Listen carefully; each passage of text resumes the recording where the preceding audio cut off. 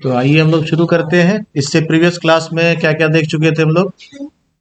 इससे previous class में हम लोग देख चुके थे, इससे प्रीवियस क्लास में देख चुके थे ध्वनि क्या होता है, वर्ण क्या होता है, स्वर वर्ण क्या होता है, व्यंजन वर्ण क्या होता है, स्वर वर्ण के कितने भेद हैं, उन भेदों में क्या क्या है उसको भी देख चुके थे। व्यंजन वर्ण क्या है उसको देख चुके थे, व्यंजन वर्ण में क्या क्या भेद है उसको भी देख चुके थे। और उसके बाद हम लोग शब्द विचार पर आ गए थे। ये सारा कहानी हम लोग किस में पढ़े थे? वर्ण विचार में पढ़े थे। उसके बाद जब शब्द विचार हम लोगों ने शुरू किया तो शब्द विचार में हम लोग क्या पढ़े? शब्दों को उत्पत्ति के आधार पर जो है तत्सम और तद्भव दो भाग में देखे हम लोग, ठीक है। जिसमें हम लोग देखे कि तत्सम शब्द जो है वो संस्कृत का मूल शब्द होता है जो हिंदी में शामिल किया गया है, ठीक है भाई। इसके अलावा दूसरा जो है उसका अपभ्रंश है जो तद्भव है। इसके अलावा भी है देशज विदेशज जिसको हम लोग नहीं देखे। अभी हम लोग ब्रीफ में पूरा व्याकरण को देखते हुए आगे बढ़ेंगे, बाद में हम लोग बारी बारी से डिटेल करेंगे, ठीक है भाई। तो आज इसी क्रम में शब्द विचार में ही आगे बढ़ते हुए हम लोग शब्द का वर्गीकरण देखेंगे, क्लासिफिकेशन देखेंगे, किस पर? रचना के आधार पर, ठीक है। रचना मतलब क्या होता है? बनावट। रचना मतलब क्या होता है? बनावट। तो रचना मतलब क्या हो गया भाई? बनावट हो गया, ठीक है। रचना मतलब हो गया बनावट, ठीक है। रचना मतलब क्या हो गया? बनावट, ठीक है। तो रचना मतलब हो गया क्या? बनावट, है ना, ठीक है भाई। बनावट माने निर्माण, समझ गए। तो रचना के आधार पर एक्चुअली जो है शब्द कैसे बन रहे हैं? तो वर्णों के मेल से बन रहे हैं, ठीक है। अभी हम लोग पिछले क्लास में डिस्कस किए थे शब्द कैसे बन रहा है। कई बार शब्द जो है वो शब्दों के मेल से भी बनता है ना। ये ध्यान देना, शब्द जो बन रहा है वो वर्णों के मेल से भी बन रहा है और शब्द जो है ये शब्दों के मेल से भी बन रहा है। तो आज हम लोग दोनों ही चीज को देखेंगे कि वर्णों के मेल से बन रहा है तो क्या हो रहा है और शब्दों के मेल से बन रहा है तो क्या हो रहा है, ठीक है। तो ध्यान में रखना है बस कि जो शब्द का निर्माण होगा वो वर्णों के मेल से भी होगा और शब्दों के मेल से भी होगा, ठीक है। तो शब्द अथवा, इसीलिए यहां लिखा है शब्द अथवा वर्णों के मेल से। तो शब्द के मेल से भी शब्द का निर्माण होता है और वर्णों के मेल से भी वर्ण का शब्द का निर्माण होता है। शब्द के लिए जरूरी चीज क्या है? कोई उनका क्या होना चाहिए? वो सार्थक होना चाहिए। सार्थक माना उसका एक मीनिंगफुल सेंस आना चाहिए। जैसे अगर हम लोग यहाँ बोलते हैं कुछ भी ऐसा मान लो बोलते हैं, जैसे बोले विद्यालय, तो विद्यालय बोलने के साथ दिमाग में एक फ्रेम आता है कि वहां क्या है, क्या होता होगा, कैसा स्ट्रक्चर होगा। अगर कोई इसी तरह से किसी दूसरी चीज के बारे में चर्चा करता है तो उसके बारे में हम लोग के दिमाग में एक फिगर आता है कि वो कैसा होगा, है ना। कोई बोल रहा है गाय, तो हमारे दिमाग में क्या आता है? तुरंत एक गाय जैसा एक जानवर आ जाता है, जैसे चार पैर है ना, दूध देती है, सिंग होता है, ऐसा करके इंप्रेशन दिमाग में आता है। क्यों आता है? क्योंकि ये एक सार्थक शब्द है। अगर इसका कोई ऐसा पहले मीनिंगफुल, ये गाय की जगह पे अगर यगा बोल दें तो तुम्हारे दिमाग में कोई भी मीनिंग नहीं आएगा। क्यों नहीं आएगा? क्योंकि ये सार्थक शब्द नहीं है ना। तो जो सार्थक रहता है उसी का एक मीनिंग दिमाग में आता है, ठीक है। और उसी को हम लोग क्या बोलते हैं? शब्द बोलते हैं। तो शब्द में ऐसा नहीं कि सारे वर्णों के समूह को या फिर सारे शब्दों के समूह को हम लोग शब्द बोल देंगे, ऐसा नहीं। वर्णों का वो समूह या शब्दों का वो मेल जिसका मीनिंग होता हो, है ना, और वाइडली एक्सेप्टेड मीनिंग होता हो। ऐसा नहीं कि तुम मान लिए हो कि यगा जो है आज से हम भैंस को यगा बोलेंगे तो मेरे लिए जो है ये एक शब्द हो गया तो ये अब दुनिया इसको समझे, ऐसा नहीं है ना। वाइडली एक्सेप्टेड मीनिंग जो है वो हम लोगों को समझना पड़ता है। ऐसा नहीं कि अपने से हम अपने लिए कोई एक मीनिंग उसका ढूंढ लिए और उसी के हिसाब से चलने लगेंगे, ऐसा नहीं। तो सार्थक का मतलब भी क्या है? वाइडली एक्सेप्टेड, ठीक है। जो एक लंबे जगह बहुत सारे लोगों के द्वारा जिसका वही मीनिंग एक्सेप्ट किया गया है वो उसका सार्थक हुआ, ठीक है भाई। तो आगे बढ़ते हैं हम लोग। तो रचना के आधार पर शब्द के कितने भेद हैं? तीन भेद हैं। कौन कौन है? पहला है रूढ़, दूसरा यौगिक और तीसरा योग रूढ़। हम लोग बारी बारी से देखते हैं कि रूढ़ शब्द क्या है और यौगिक शब्द क्या है और योग रूढ़ शब्द क्या है, ठीक है भाई। तो पहला हमारे पास क्या? रूढ़ शब्द। पहला क्या है? रूढ़ शब्द। तो रूढ़ शब्द जो है ये शब्द परंपरा से चले आ रहे हैं। अब ये नहीं सोचना है कि इसका निर्माण कैसे हुआ। जैसे अभी मैं बताया कि गाय को, ऐसा क्वेश्चन मन में आया, मगर मान लो कि गाय को गाय ही क्यों बोलते हैं, इसको यगा क्यों नहीं बोलते, उल्ट उलट करके क्यों नहीं बोल सकते? तो भाई ये परंपरा से चली आ रही है, इसको हम लोग इसी रूप में एक्सेप्ट कर लिए हैं और इसको अब हम लोग तोड़ मरोड़ नहीं कर सकते हैं। तो ऐसा सारा शब्द जो कंप्लीटली वर्णों के मेल से बना हो, देखो रूढ़ शब्द समझने का ये अच्छा तरीका है। रूढ़ शब्द जो है ये 100% वर्णों के मेल से बना होता है ना। इसको पहचानने का ये तरीका है। ये क्या चीज से बना होता है? वर्णों के मेल से बना होता है ना। समझ गए? वर्णों के मेल से बना होता है और इसको आप डिफरेंट शब्दों में विभक्त नहीं कर सकते, जिन्हें खंडों में विभाजित नहीं किया सकता। खंड मतलब शब्द का खंड में, यहाँ खंड मतलब वर्ण नहीं है, खंड मतलब शब्द है ना। इसको अलग अलग मीनिंगफुल शब्दों के खंड में आप विभक्त नहीं कर सकते हैं। जैसे गाय है, उसको ऐसा नहीं गा और यह ऐसा अलग करके कुछ समझ ले, ऐसा नहीं कर सकते। तो इस तरह का जितना भी शब्द है जो वर्णों के सार्थक मेल से बना है और परंपरा से चला आ रहा है, जिसको ऐसा अलग करके कोई एक पर्टिकुलर मीनिंग में नहीं जा सकते हैं, इस तरह का सारा शब्द क्या कहलाता है? रूढ़ शब्द कहलाता है। जैसे रात है, अब इसको अलग कर देंगे तो कुछ नहीं शेष निकलेगा। सुबह है, शाम है, हाथ है, इस तरह का जितना भी शब्द है इसको हम लोग क्या बोलते हैं? रूढ़ शब्द बोलते हैं। ठीक है, तो जिनको लिखना है फटाफट लिख लीजिए। पहला रूट शब्द सबको समझ में आ गया?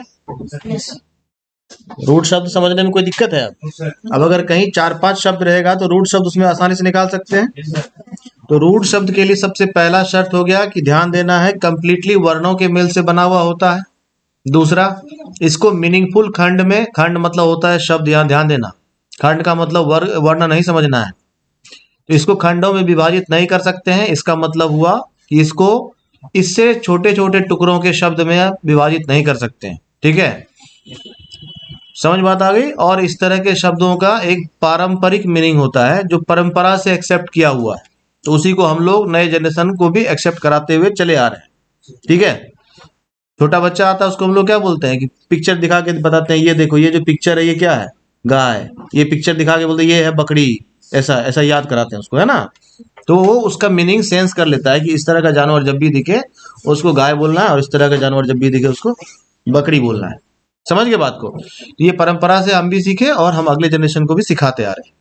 समझ गए बात को? तो इस तरह का शब्द क्या हो गया? रूढ़ शब्द हो गया। अगला है भाई यौगिक शब्द। अगला क्या है? यौगिक।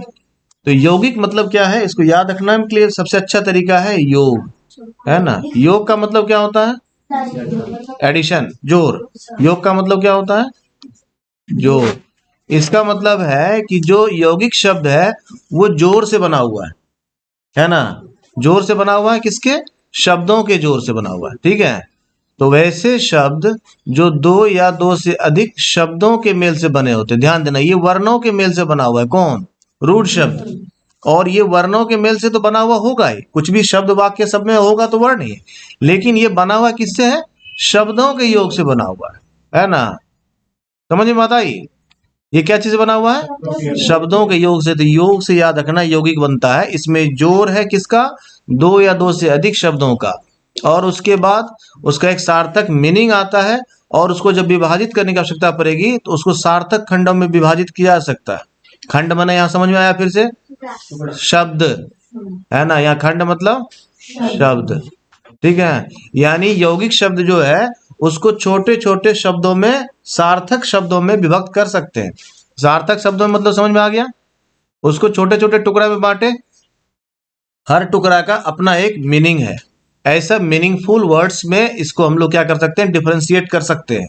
समझ गए बात को? तो ऐसे शब्दों को क्या बोलते हैं हम लोग? यौगिक शब्द बोलते हैं। यौगिक शब्द क्लियर हो गया?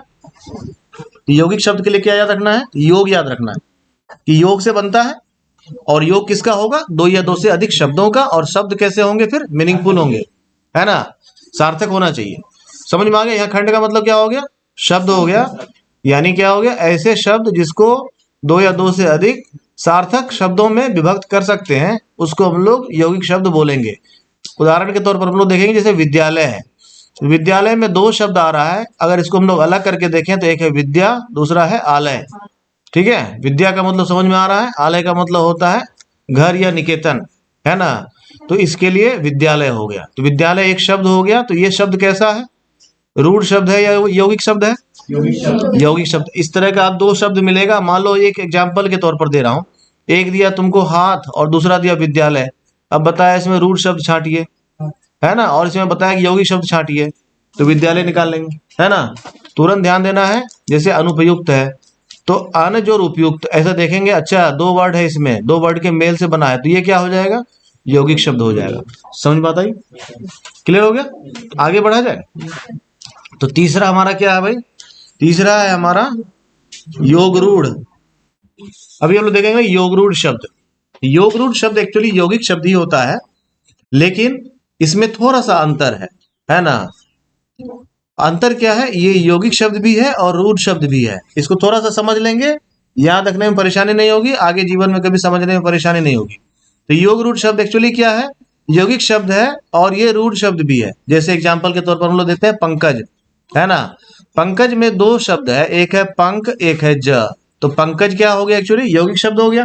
लेकिन ये योगरूढ़ है, क्यों, क्योंकि पंक का मतलब होता है कीचड़, ज का मतलब होता है जन्म लेने वाला, जो कीचड़ में जन्म लेने वाला है तो वो क्या है, कमल। तो जब भी हम लोग ऐसा पंकज बोलते हैं तो हमारे दिमाग में क्या आता है, कमल आता है ना। तो पंकज का मतलब पंख में जन्म लेने वाला यानी कमल। तो हम लोग इसके थ्रू एक्चुअली यहाँ पहुंचना चाह रहे हैं। तो ये यौगिक शब्द तो है, लेकिन इसका कोई विशेष अर्थ में उपयोग हो रहा है, ठीक है भाई। उसी तरह से दूसरा शब्द है गिरिधर, है ना। तो गिरिधर मतलब, गिरि माने पहाड़ होता है, धर माने धारण करने वाला। तो ये साफ साफ दिख रहा है कि पहाड़ को धारण करने वाला। तो पहाड़ को धारण तो बजरंगबली भी किए थे, नहीं उठाए थे संजीवनी बूटी लाने के टाइम में, जो कहानी है। और भगवान श्री कृष्ण भी गोवर्धन पर्वत को उठाए थे, नहीं, गांव वालों की रक्षा के लिए। तो लेकिन गिरिधर किसको कहा जाता है, भगवान श्री कृष्ण को कहा जाता है। तो गिरिधर का एक स्पेसिफिक मीनिंग है, उसका मीनिंग क्या है, श्री कृष्ण, है ना। उसी तरह से दशानन है, दश मन 10, आनंद मन होता है मुख, है ना। तो जिसका 10 मुख था, किसका था भाई, तो दशानन बोलने से क्या मतलब आता है, ऐसा कोई भी 10 मुंडी वाला व्यक्ति को हम लोग दशानन नहीं बोलते हैं। दशानन किसके लिए स्पेसिफिक वर्ड है, रावण के लिए।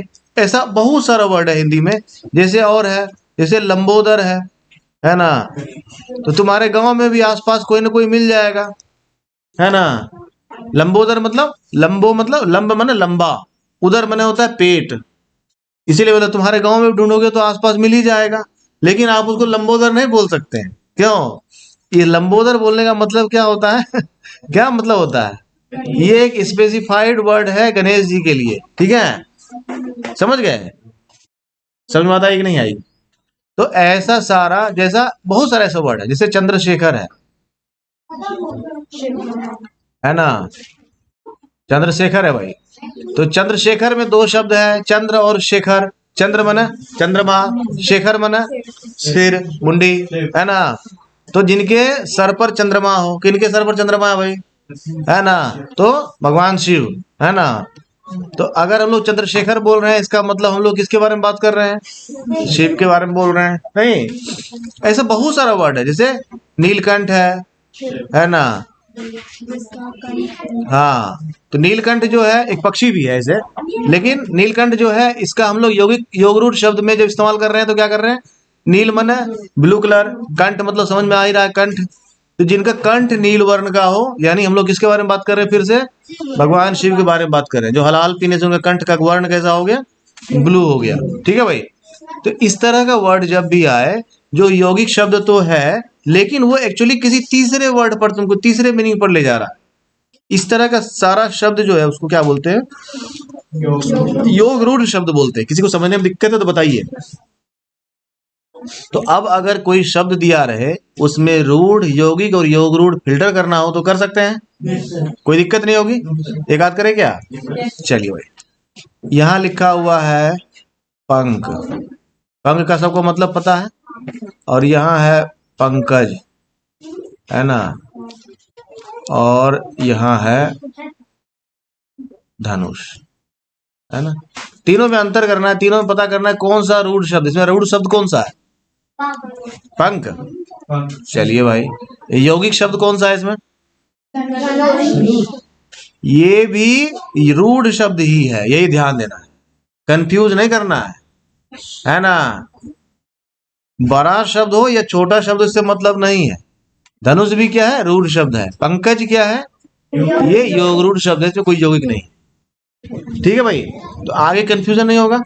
ऐसा थोड़ा सा ध्यान देंगे तो ये कोई बहुत जटिल सब्जेक्ट नहीं है, आराम से रूढ़ यौगिक और योग रूढ़ में अंतर पता कर सकते हैं, शब्द को छांट सकते हैं। ठीक है भाई।